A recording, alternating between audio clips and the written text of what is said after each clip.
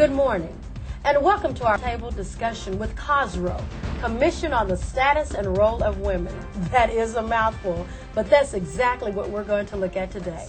Last fall, COSROW sent out a survey to our women clergy to see what was happening on the field. And joining me today are Trina Bowes-North, Pam Cottrell, and Margot Vestal. Ladies, you've had an opportunity to look at the surveys, correct? And one of the first questions was the affirming experience that our women are feeling. What did you see from that? What did you pick up? Well, one thing I read over and over again was the increasing acceptance of women in our Oklahoma pulpits. But what amused me more was the fact that several of the churches didn't really want a woman pastor in the beginning. Several women have stated that by the time they were moved, though, from a congregation that had originally balked at the idea of having female clergy, the very people that were hesitant were the ones that were the most crushed when they found out that she had received a call to go some other place. Churches find that women bring not only spiritual strength to the pastorate, but a much welcome, compassionate side as well. Now that's true, but there's not 100% acceptance yet. It is getting better, and I think that change is happening church by church. Amen to that. It sounds like the United Methodist Church is doing a good job of providing opportunities for women clergy, but how do we fare with other denominations? What did you see in the survey on that? Well, unfortunately, that was a challenge that was raised in several of the surveys. One of our biggest obstacles is non-acceptance by other denominations. It seems women aren't being asked to preach at ecumenical services, and if they are, sometimes the male preacher will walk out before she stands to preach.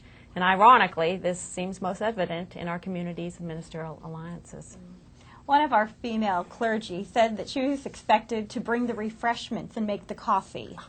So I guess all women know how to cook. Well, if they believe that, they haven't tasted my cooking. But what I want to know is who's got time for cooking.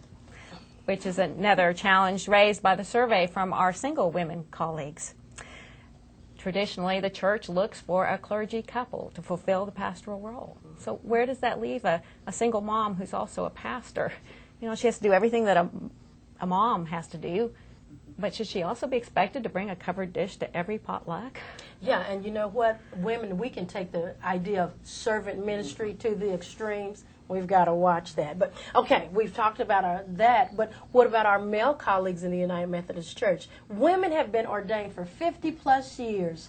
And how do our United Methodist brothers see women in ordained ministry?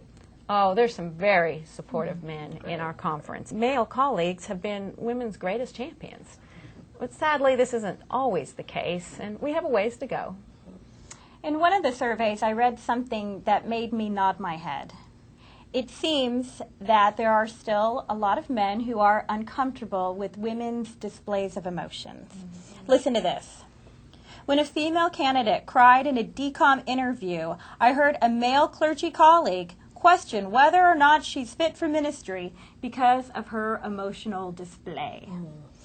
You know, just because a woman cries in a meeting does not mean she's not fit for ministry. There are times when tears and emotions are appropriate. In fact, that is one of the things that our churches like about having female clergy. Our heart, our compassion, our sensitivity. And let's not forget, Jesus cried, Jesus became angry, and Jesus displayed his emotions on many occasions. Another thing raised in the survey about the candidacy process. We all know just how intimidating that process can be and the interviews that go along with it. Many of the women that answered, especially the ones that were around 40 years of age or older, felt a bit overlooked. Because sometimes the process seeks maybe the younger generation more male-oriented than those that might be coming in for a second career change. Of course, we should encourage our younger generation. We all know that. But I think we can do it together by remembering open minds, open hearts, and open doors. Well, listen to this. It's a wonderfully delightful story, and I think a sign of our times. A rural church had several women pastors back to back. And a young girl whose family had been going to that church for a few years went to camp one summer. When she came home from camp and she was asked how it had been, she looked at the woman pastor in amazement and she said, "Guess what? They had a man preacher there." She'd only ever known a woman as pastor, and she was a bit shocked to find out that a man could be a pastor as well. Oh, that is great. I loved reading that story myself. That was wonderful. One last question before we close out, ladies. What comments did the women make on how COSROW can expand its role in the Oklahoma Annual Conference? Well, COSROW needs to be a voice for women in ministry, both clergy and laity. And it needs to be available to act as an advocate to women in harmful situations. COSROW can work with our conference to make sure that women are seen as viable options to serve as senior pastors at our larger churches. COSROW also makes sure that women are treated fairly in the process and are able to serve in all aspects of church life, ensuring that the gifts of our female leaders are best used to serve this church. Yes, COSROW can be a little bit more proactive by providing leadership and serving as and also finding mentors for those women entering into ministry.